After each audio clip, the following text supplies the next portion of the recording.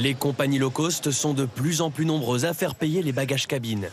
Pour cette famille, pas le choix, il a fallu passer à la caisse.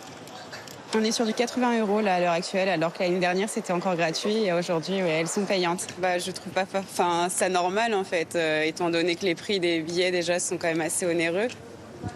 De 20 à plus de 50 € par bagage, les compagnies low cost facturent toutes les valises en cabine, à l'aller et au retour, l'équivalent du prix du billet. Elles fixent leurs propres règles, le poids, les dimensions. Tout cela diffère d'une compagnie à une autre.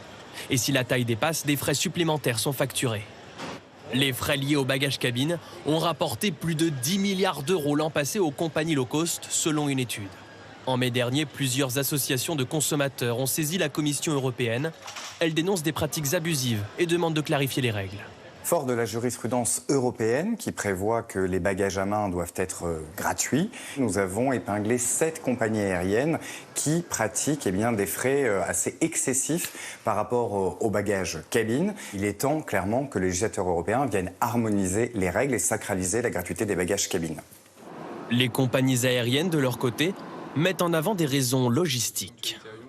Quand tous les passagers arrivaient à l'embarquement avec leurs valises cabine, forcément vous n'avez pas la place dans les coffres pour mettre tous les bagages. Il y avait toute une complexité pour nous opérationnelle. Ça avait tendance à mettre en retard nos avions.